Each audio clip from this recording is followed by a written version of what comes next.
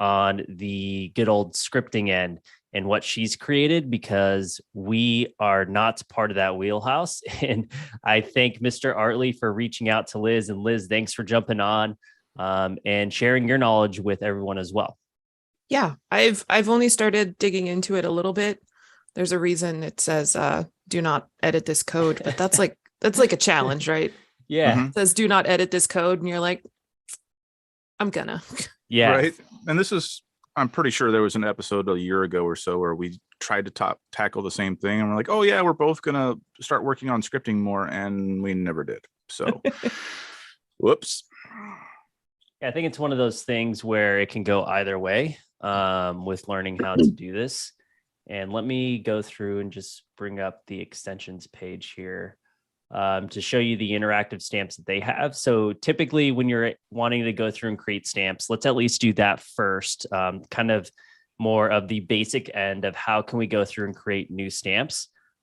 Perfect example is if some of you are going to be attending the boot camp, I've created some type of internal watermark for our outline, just for our folks to have something to reference to. I believe at some point we'll be posting this, but just kind of understanding stamps and how we can work with them. For this one, for instance, I created an internal stamp so that it's not sent out, right, or published. And basically, how can we go through and create watermark stamps? I've also gotten asked before, what is the difference between a stamp and a markup, right? Why would you have a stamp versus a markup, right? And my reply was the ability to have different screenings with them, I guess, different interaction of colors. That's maybe one reason. Do you either of you have a better example of why we would use a stamp versus a markup?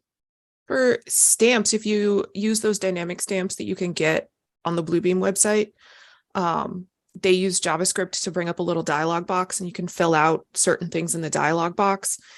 And then once you click OK and that stamp is placed, you can't edit that stamp anymore. Like an external party wouldn't be able to edit that. The things that you typed into the dialog box become one with the stamp. Internally at your own company, if somebody has access to where that stamp is saved, or you have the same stamp folder, then yes, they can edit it. But once it goes out of house, they can't edit that stamp. So if you have your initials and the date on there, that can't be edited. They're all one markup. Okay. So the other case scenario would be to have an interactive stamp that can't be modified by external parties, because once it's placed, that data is locked. Yep. Okay. That's another great instance. What about you, Artley? I'm kind of with Liz. I like the dynamic nature of that, and that's something that the markups really can't do. So I did put the link in the chat for that, the downloads that Liz was referencing with the ones that Bluebeam provided that already have some JavaScript built in. Yeah, and when you click that, you can just go to the stamps areas, and right below there's the interactive stamps. These are ones that you can download. They allow you to modify it simply by putting logos and kind of refreshing some of the colors probably. But really what it goes to is the forms portion, which I'll let Liz talk about all of this versus me. But it's the forms portion in here, which has a JavaScript code within it. You do have to have Review Extreme if you're still on the older versions, or Complete to go through and mess with the JavaScript, just so we're all aware of that. But not to use it once the stamp is created. Yep, exactly. So anybody can use it once it's created. You only have to have Extreme to make it or edit it. Yeah, so it's one of those things where, if you're deciding on license type, maybe, one of those few, if you aren't all getting everyone Complete, maybe someone can just have Complete to do the JavaScripting if you're versed in JavaScript as well. So another benefit to stamps that has nothing to do with the scripting aspect, but it's just built into stamps, even if you're not using scripting, is the ability to put like dynamic dates and usernames and things in there. That's not something that's available with just regular markups. So if you want like the date to automatically appear in a stamp, that's something that the stamp is capable of doing. Exactly. Yeah. So when you go to your tools, markups, you have stamps here. So tools and then stamps, and these are all of the available ones that I have already. Ones that I've created. Basically, the ones that show up here are either imported, or B, they're pointed to from a folder. Imported means that it comes along with your profile and what you're in your environment of being saved with metadata, I guess you would want to say, is you can import the stamp or go to a folder to show it in this list. You can always add a stamp to a tool set as well. So just so we're all aware, you can send that tool set out, have that stamp embedded into it as too. So if Now, you do import stamp then, and you also change the stamp folder, will those imported stamps stay in this list and it'll be like a mix of the imported stamps and whatever stamps are in the stamp folder? Was that a question? Yeah. Yeah. Yeah. Sorry. Yes, they Yeah, will. it's a mix. Fine. Yeah, it's a mix of both. Yeah. Okay. So imported stamps stay here as well as your folder. So if you're going to import it, meaning because when you go and create it and you save it, if it's not saved to a location that's pointed to the folder, you can import it to add it to the list. Yes. Okay. So looking at all of my lists here, how can I go through and create a new custom stamp? Now you can do it one of two ways. We've talked about sign and seal for those folks that are using their seal and then a signature. What are the best ways to do that? We can go back and look. If someone has a question, we can definitely talk about it today. But we'll kind of table that because there is a video that does detail signing and sealing that we do have and we have done in the past. But let's just go through and create a generic stamp, right? So what you're able to do is you're able to go through and just hit create. From here, you title the stamp name whatever you'd like. We're going to just do MCR stamp. And then who's the author of this stamp? Template. So what is your stamp going to start out with? Text with border. There's that date that Liz was talking about. We'll show the dynamic aspect of it on how you can go through and add some text behind it that's more dynamic and what can be added with the dynamic information. Blend mode, we'll cover all of this because I'm just going to quickly go through the different changes of colors that you can go through and do. Just be aware, because I messed up on this one that I have here. This is when someone places the stamp, it'll always default to this mode. You cannot change the default blend mode after, right? So, I mean, I guess you could if you were in the stamp and then hit resave. But if I'm placing the stamp and I want it to default to something different, I need to make that choice here. Because you can always change it, but then that would make everyone have to go up and change it each time in their dynamic options bar, which kind of defeats the purpose. But we'll keep normal for now. The opacity of it, whatever colors you want to go through and create, we'll just change everything to black. And then I'm going to hit OK. So this is the stamp location. It's seen as a .pdf extension. And with this, you can change the stamp size. When you're in here, it's just these blue nodes. You're able to go through and change whatever size you want. And then from here, what I'm going to go through and do is place some text. So as you're getting ready to place some text, you'll see that there is a new dynamic option here. So this dynamic option is the kind of embedded automatic code source that's going to place some information, which you get to decide, right? So from here, you have options. Now, if you want more options than this is when Liz will come in and show you some options for not these, but in terms of a window that will populate for you inputting data. That's where I'm going, not adding to this list. Okay, so from here, I'm going to go through and we'll just add the day. I'll add the slash here, and then we'll add the month, and then we'll add a slash again, and then we'll add the year. So that is going to be my dynamic option of what will be placed here when I go through and place my stamp. And then we'll just put MCR here. And then we will center this text. I guess I should have done a border to start because it's not going to auto place this center because there's nothing to center it around. Can you insert an image there instead of a text? Yes. Would that work? So I have started asking the question and then David asked it. So if we added like the MCR logo, that would still work. So I think this is where some people would use a stamp if they had a company logo or if they had a signature, if that's allowed in your jurisdiction, something like that. Question from Chris: does the sheet scale affect the size of the stamp? Does the sheet scale affect? It shouldn't. You can see in the top left, it says your stamp is currently 4.81 by 1.95 inches. So it will always be that number of inches based on your sheet size. So if you've got an 8.5 by 11, it's still going to be 4 inches by 2 inches or whatever.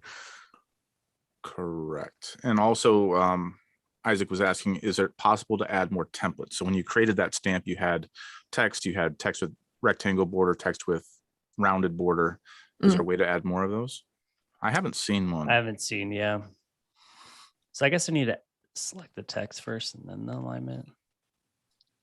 Okay, so I didn't know that. The order of selection also impacts what it's centering around for your alignment. So since I wanted the border. Okay, so as we're going through and looking at this, yes, you could do an image. So let me go through and insert an image here. This would be for a signature or something like that. We'll go and grab the MCR logo. Which one? We'll do transparent open. And we'll put this up here. And actually, you know what? I don't like the text. We'll do this. And then we'll just size this up. This is way better. Javier did a fantastic job with our logo. We're very happy with this. Yes. And I was going to drop Javier, but okay. Can you set a scale with that stamp? I see in the bottom right-hand corner, it says scale not set, but can you set one? I've never set a scale to the stamp itself because it is. I've never tried. Yeah. What you're trying to do with this stamp is whatever you're bringing in should be at scale, right? So if this was my seal, it would have been at scale already. And then I would scale the stamp around the size of the seal, right? I wouldn't do what I just did, which is, make this larger or smaller because that's impacting the size of whatever this is. Let's see. Apply scale. We'll see what this does. I've never added a scale before. So we'll just hit save. If you hit save or save as, right, remember that default folder that I was talking about? That's this list that shows up. If you save it locally, like on your desktop, you would need to import it. So I'm going to hit save here. I can hit exit. And now I can go up here to the top. I can go to my tools. We can go to stamps and we'll go down and we'll see MCR stamp here. And all I have to do is select this MCR stamp. Now, when you left click and release, it places it at the scale that you created it at. If you left click and hold and drag, you're scaling it. Okay. Now with this, the scale of the stamp did not impact anything. I guess if I set a scale to this page, it will impact anything as well if I place the stamp again. It does not. Yay. We tested it. So scale does not matter. Okay. So from in here, again, you have that option to go through and modify this. So that blend mode that I was talking about at the beginning, I don't know if the color is going to change for this, but we'll go through. So you have multiply, which is more of like a screen. Then you have screen, and it does change the color of the ink. That's cool. Anybody who works in Photoshop or any other photo editing program will be very familiar with these blend modes.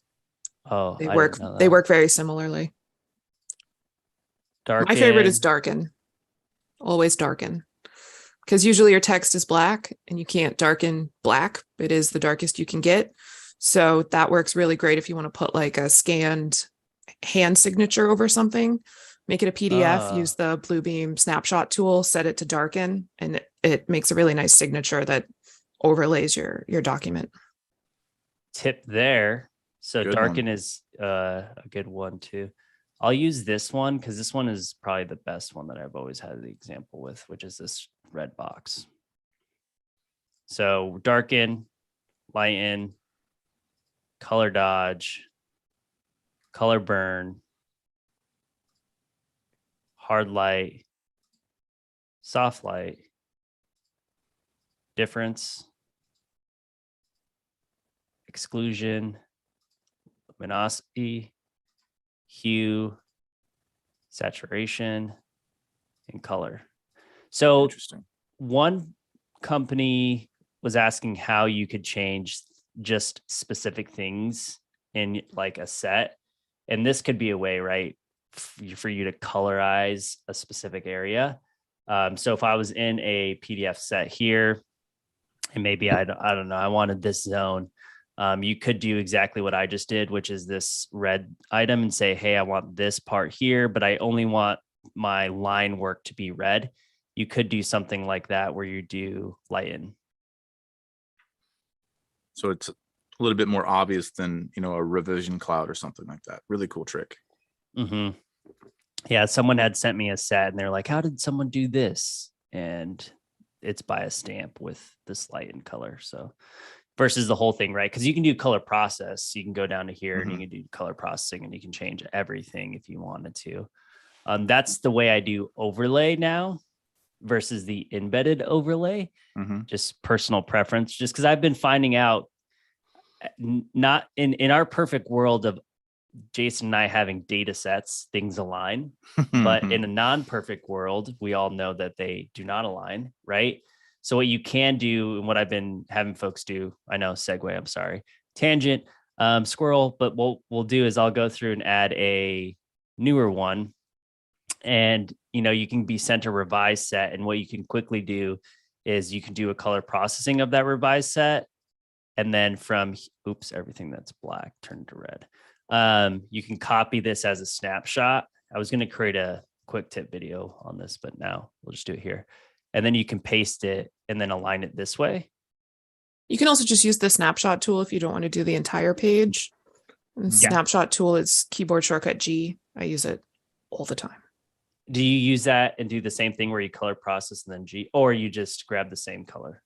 I use G, I snapshot what I want, and then I paste it. And then once it's pasted, I use the blend mode drop down. Oh.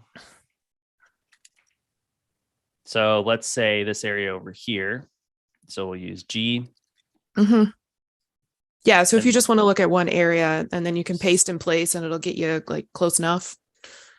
Control Shift V, it'll get you pretty close. And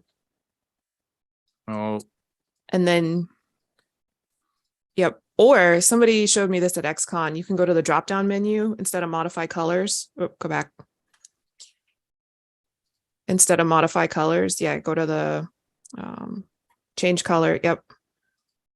And then the drop down, do colorize. And it just changes all the colors. So if you have like multiple levels of grayscale, it'll change everything. You don't have to go through and pick every single color. Okay.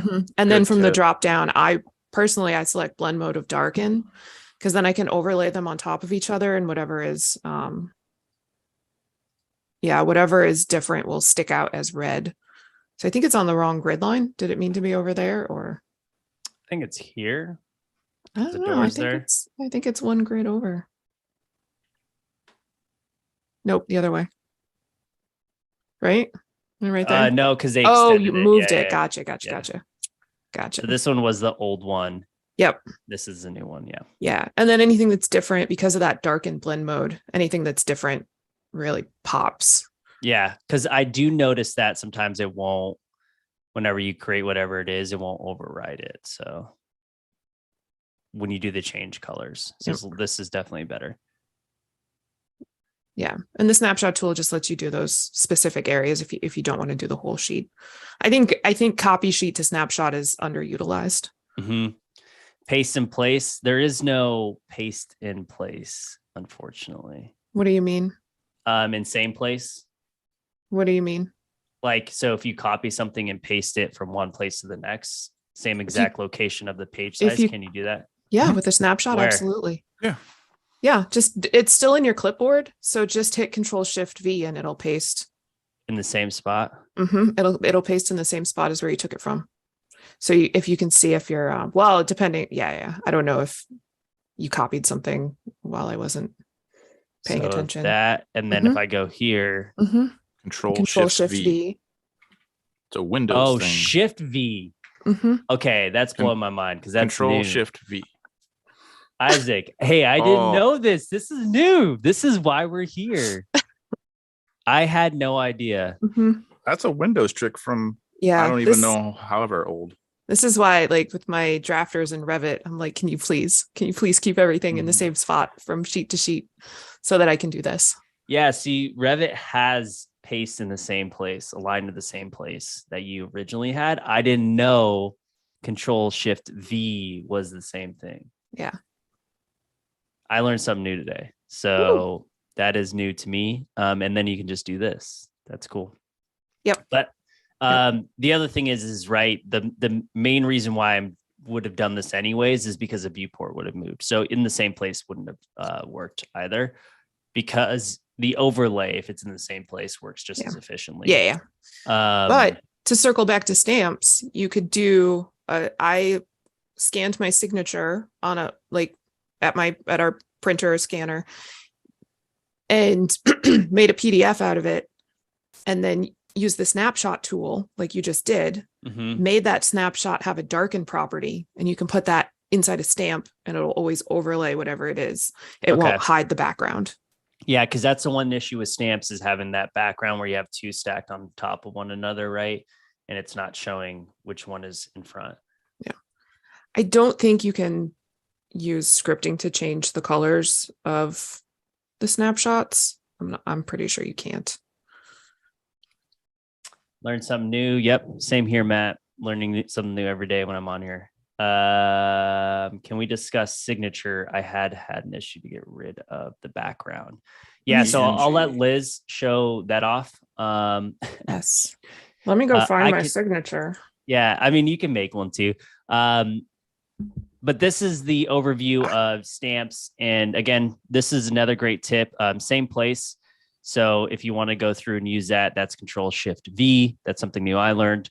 And changing colors and snapshots, but really coming down to what can we do with our stamps? What are some of the capabilities that we have option wise to go through and place items?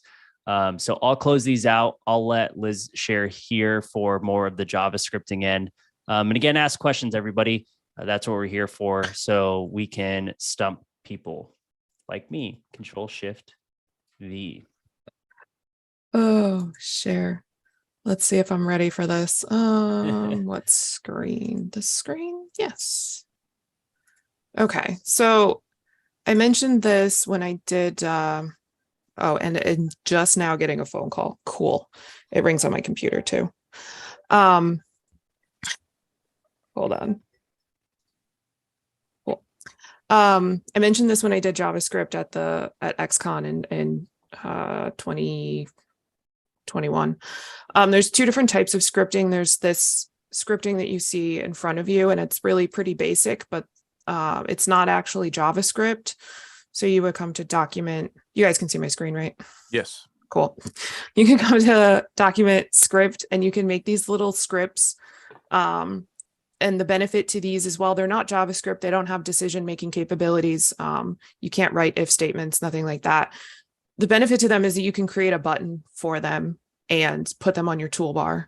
So if there's something that you do a lot of, like flattening markups, saving the document, and then emailing it, those are all things you can make a script to do that at the click of a button.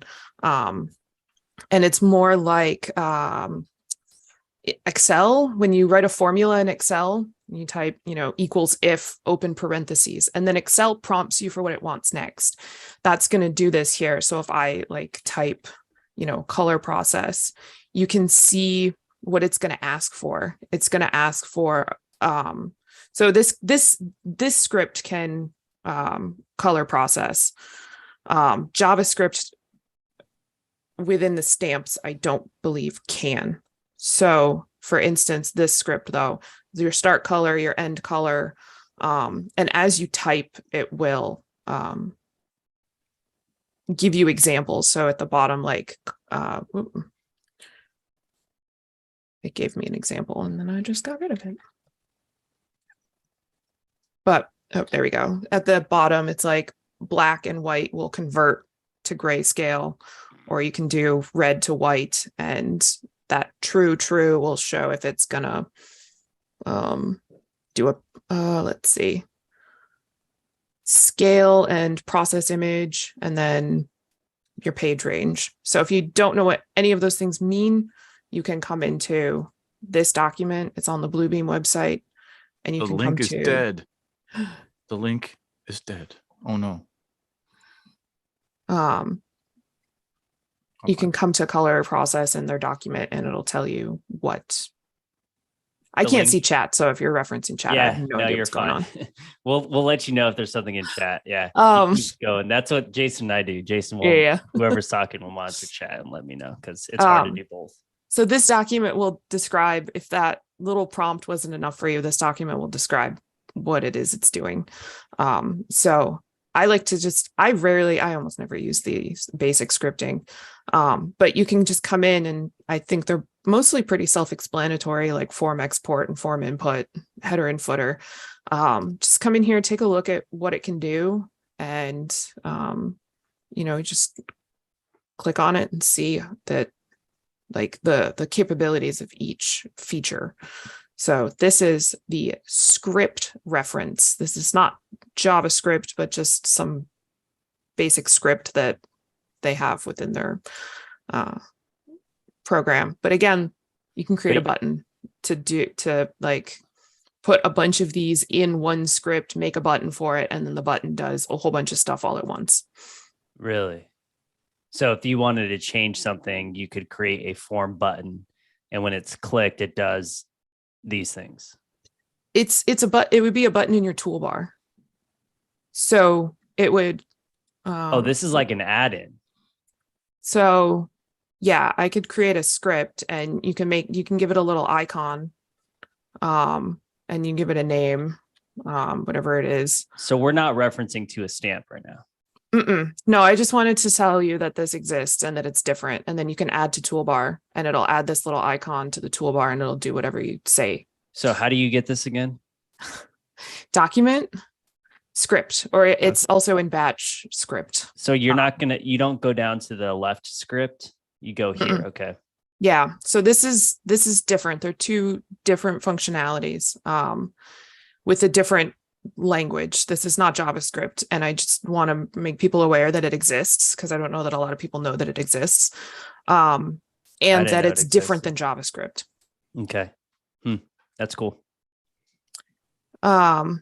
So.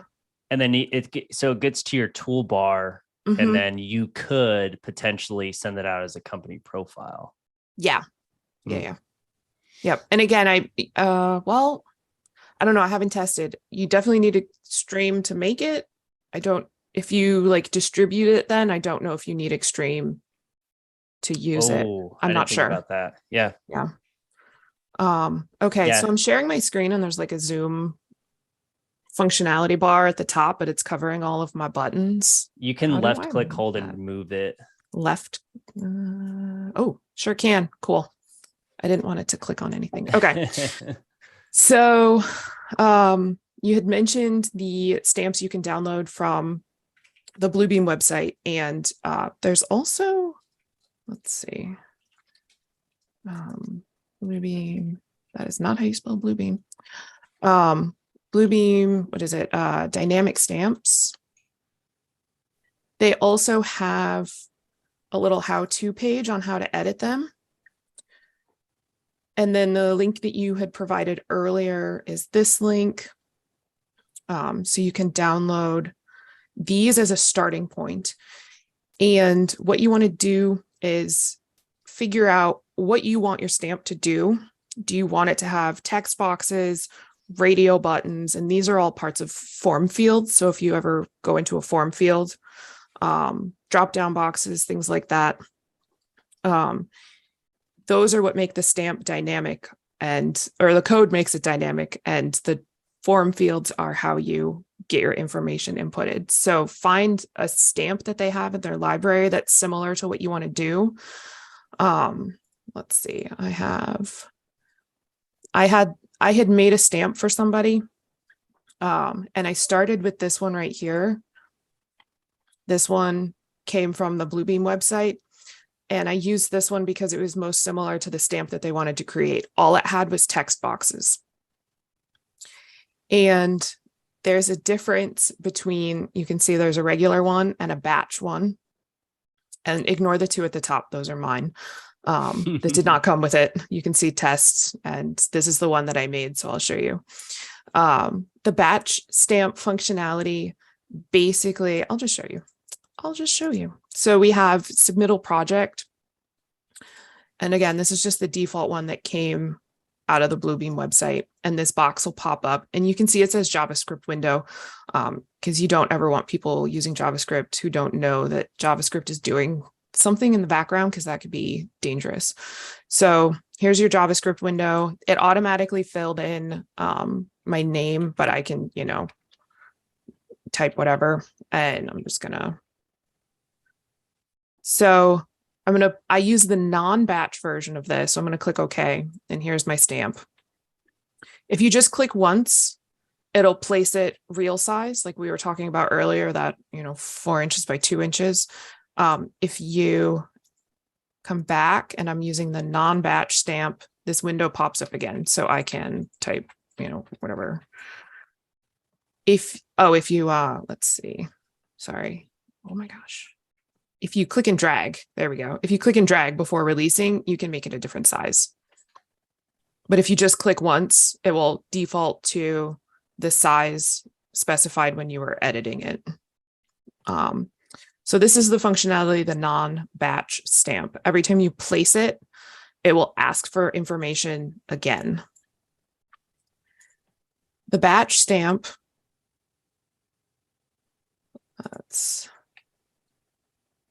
you input your information once, and whenever you use the batch stamp again, you don't have to re-input that information. It will reuse it. And it's saved in a temporary cache somewhere on your computer. So as soon as you close Bluebeam, it clears that cache. And when you open it back up, it will re-prompt you to enter the information. So while you're using this particular session of Bluebeam and this particular stamp, the batch stamp will persist and save all of that information so you don't have to re-enter it. And Okay. every stamp that you download from the Bluebeam website, it'll come in a zip file, it'll have instructions, it'll have a regular stamp, and it'll have a batch stamp. Oh, so I've never looked at the batch stamp. That makes sense now. So it's a local cache, probably somewhere, whatever file, and it gets cleared out whenever you close review. Yes. Yeah. So if you decide that you don't like what you entered, you would have to close Bluebeam and open it back up, or just use the non-batch stamp and enter the information every time. Okay. So there's a question about buttons or checkboxes. I'm assuming at some point we'll get to those. Yeah.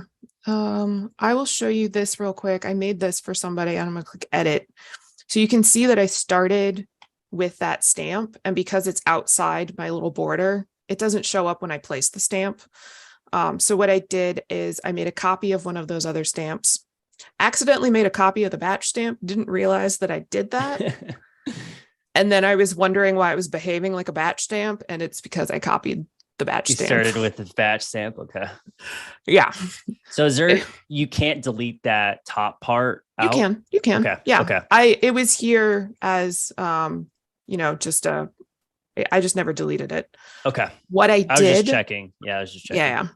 So if I edit, let's say this one, and I come into my forms, I basically created this bit down here and then, just put my form fields where I wanted them. So that I knew. Did you edit this? You did, because it says job number, phase, cost. Okay. Yes. And the instructions in here will tell you kind of how to do this. So they tell you it comes in a zip file, and then extract it, import the stamp. It tells you how to place the stamp. But and Liz, here's where instructions are hard. Once you get to customizing the stamp, it can be a little overwhelming if you've never looked at JavaScript before. It's going to look like a bunch of nonsense. But I'm going to go through with you what exactly you need to change. And then I'm going to go through with you what you shouldn't change, which is exactly what I'm trying to fiddle with. So yeah, I'll show you what all of this means. And then at some point, if you come back in and read all of this, it will make a lot more sense. So in this original unmessed with stamp, I can come up to let's see, form. Yeah, tools, form, JavaScript, or Control-Shift-J. And you'll see this stamp code. This automatically comes along with any stamp you download from the Bluebeam website, which is why you want to start with them. They've given you the building blocks that you just need to tweak. So when I was creating my invoice stamp, I came in here and you can see we have this field checked by, field date. So it's basically field and then a colon and then the name of the form field. And these the form field names have to match this exactly, because even it's case sensitive. So that this is where it's coming to get this information. When you try to place the stamp and the dialog box pops up, this is how it knows what you typed in the dialog box and where to put it in the form fields. They have to match. So you saw me when I was placing the stamp earlier, my username automatically popped up in that form field. That's because of this default right here. So if you don't want that, you could just delete it. And what I did to modify this stamp for my own means was I came in here, I changed my form field names, and then I came in my stamp code and I changed the field to match my form field name exactly. And then the description is just whatever appears in that dialog box. So if I were to place this stamp, see job number, phase, cost code, that's the description. So that's the description will show up in the dialog box right next to the field that they're supposed to fill out. Does that make sense? We have like 17 different stamp options that have minor tweaks to verbiage. Is it possible to have JavaScript button option to change what the text on the stamp is? Can layers exist in stamps? I want to play around with layers and stamps. I haven't done that yet, so I can't answer that. Because I was only just getting into fiddling with layers and JavaScript, and I don't know how that works in stamps. As far as using JavaScript to change JavaScript kind of sounds like maybe what you're getting at. I don't think so. Yeah, because a layer would be like, select this layer on or off, which would be like the namings of things behind it, right? Which would like, it's kind of like the dashboard thing. I think I can do that. I just haven't tried. Yeah. Because you can assign a button to a layer that has a visibility setting that you can turn on and off.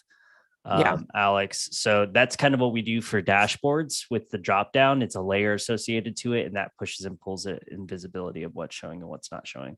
Yeah. So.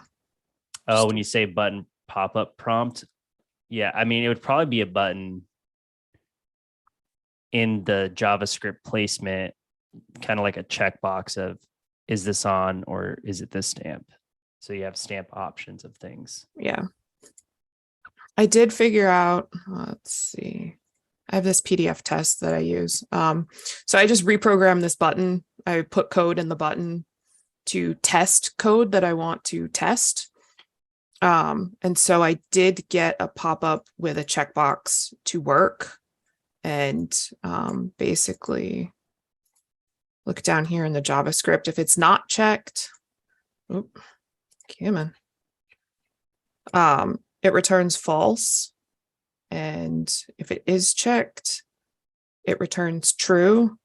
So I was planning on using that checkbox to be able to turn on and off certain options. But I just haven't gone any further with it. I might be able to fiddle with layers using something like that.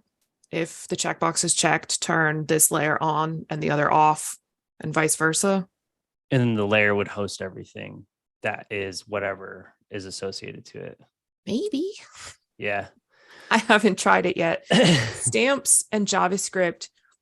If you've ever done JavaScript in Bluebeam outside of stamps, you know that you need to enable JavaScript and you need to tell it what documents or folders have permission to run JavaScript, because somebody could put malicious code in. And if you don't know you're running JavaScript, let's say JavaScript was in a document, you had no idea, you opened it and it just ran automatically, that's no good. People could do some bad things with that.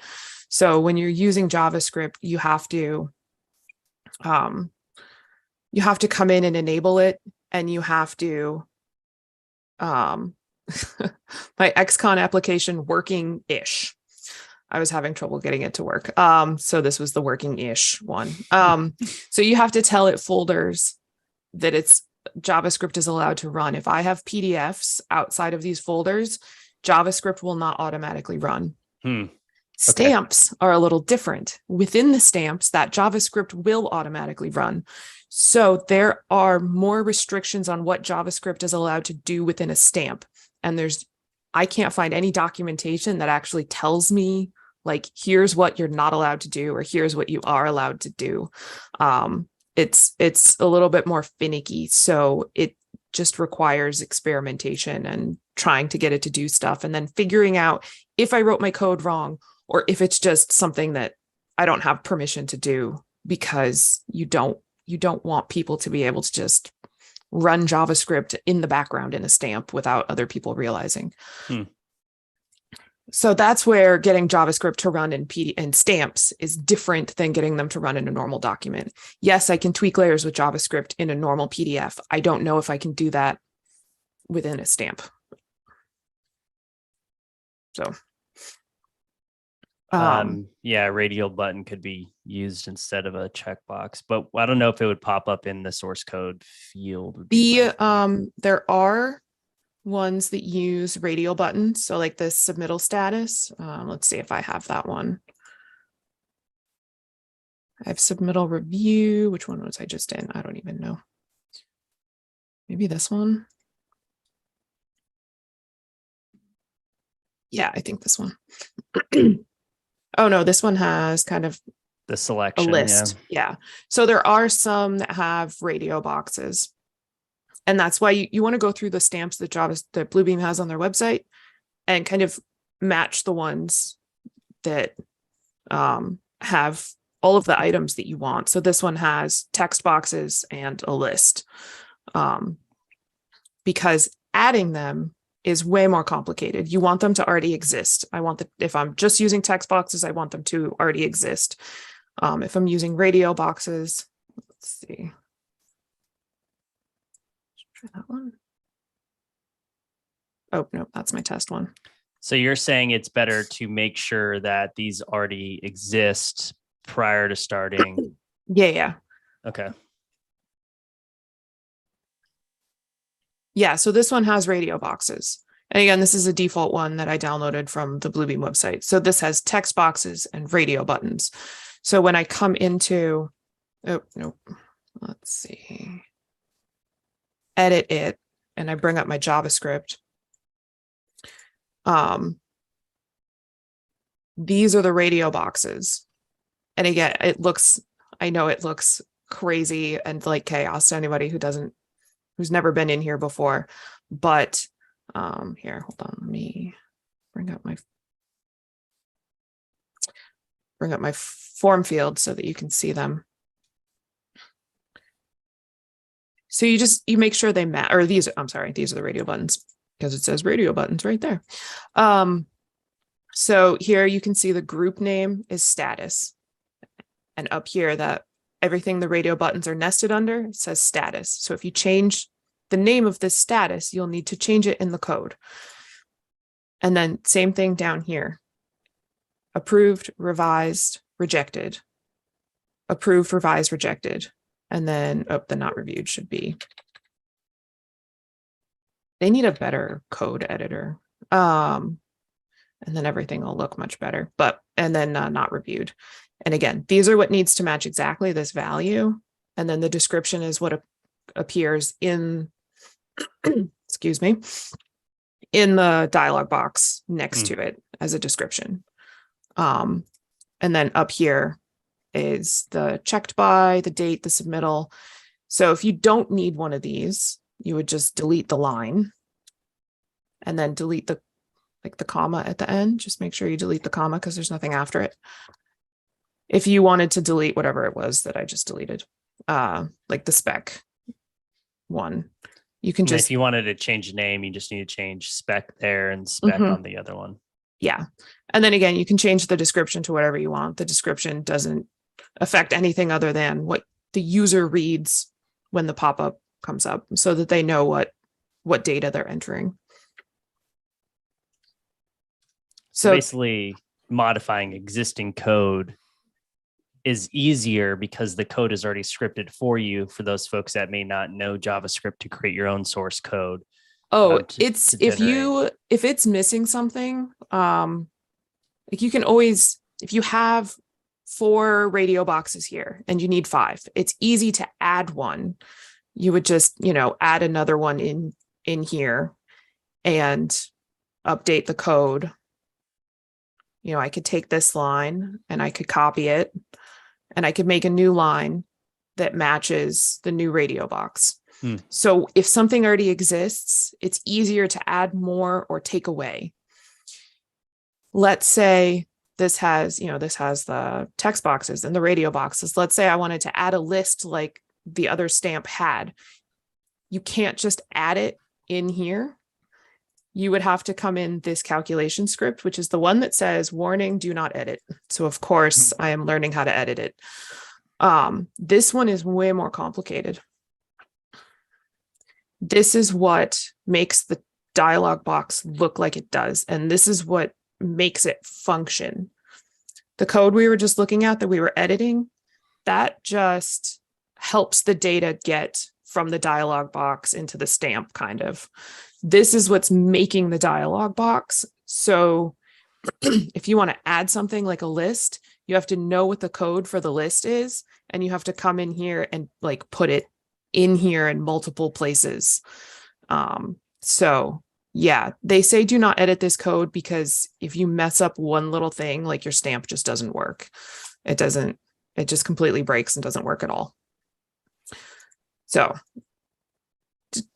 generally speaking, don't come in here and mess with it unless you're me and you want to break it to see how to fix it or to add stuff. So the code you're learning or the code, right? Yeah, which I'm still learning. So the code you want to edit is in this stamp code. Basically just not the going calculation through, code. Yeah, just go through and make sure. Yeah, so always keep the calculation code here. Do not delete it, and don't go down and edit it unless you are trying to do other things, but kind of have an idea of what you're already doing. So anything in the form field over here, not the calculation one, but everything else should appear in this stamp code somewhere so that we have a value and a description for the dialog box when it pops up. And you're saying, just for a question that I would have, if I decide to add a new status, so we have 5, that doesn't break the calculation, right? Or do you have to add it into the calculation to add a new additional status? No. That's it. It does a loop. So basically what the calculation code is doing, it says, I'm going to count how many text boxes I have. Oh, okay. And I have right now here, we have approved, revised, rejected, not reviewed. So we have 4. So it'll loop through each one of these things to get the data from the dialog box and to put it in the stamp. So if I add a new one, it will now count 5, but then I need to make sure I add a line for it in here. Okay. To match. So every single one of these needs to have a matching field and description in this stamp code. So the calculation code is modifiable in terms of it's a loop, so you can add to existing, but you would have to add a whole new calculation if you're adding a whole new form parameter. The calculation code is smart enough to know that something has been added, basically. So if you're as far as, I have 4 statuses and I'm adding a 5th, it's smart enough to catch that. But not a drop down selection box if I added it. That doesn't already exist in there. Okay. Yeah, you would have to go in and modify the calculation code. But you don't need to modify the calculation code if you're just adding to items that are already there. Text boxes already exist. So if I'm going to add some text boxes, I'm good to go. Just update the stamp code.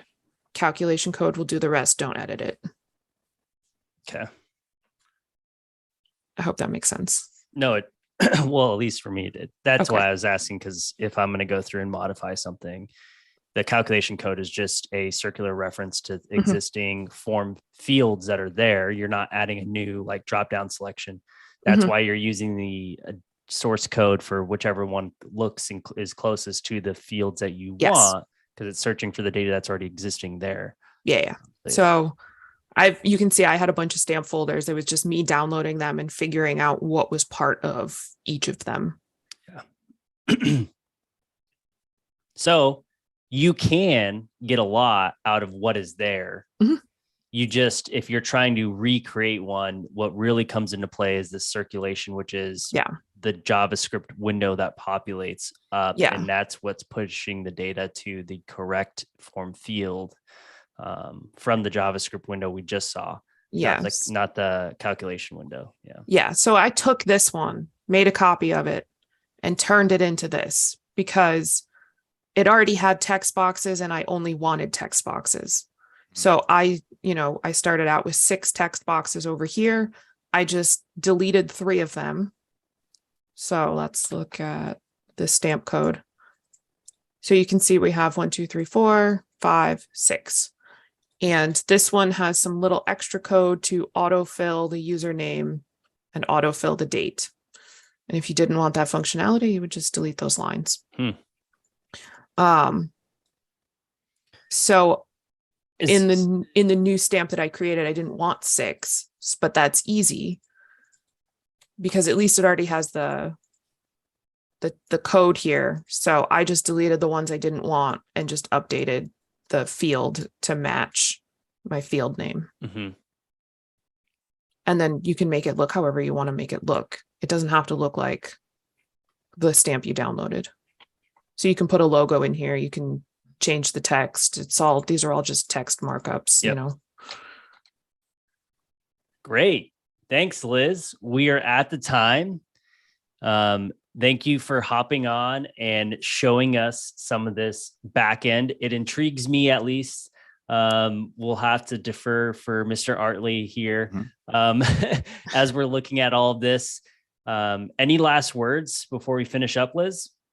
I just say everything I went over is in this it's called How to Create an Interactive Stamp on the Bluebeam website. And so they kind of show you what to change, where to find the stamp code, not to touch the calculation code, how to bring all that up. It's all here and they kind of go through it and it's a lot, but I hope that seeing it and hearing me describe it helps you when you go into this instruction document to do it for yourself. It won't be as daunting.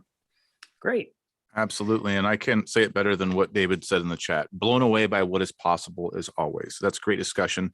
I put Liz's blog link in the chat. For those of you watching on YouTube, it's lizlarsen.me, filled with all sorts of good tidbits on there. Liz, thank you so much for joining us today. Michael, thank you as always. Welcome back, everybody. We'll see you in December for another round of MCR. Yeah, see you in December. And to answer your question, Jeremy, they are backwards compatible for your stamps. So if you have an older version of Revu, you can still use the stamp. I guess it would just be whatever folder you're pointing to. But you should get updated and be on the newest version if you'd like. Feel free to reach out to us. Again, thanks everyone.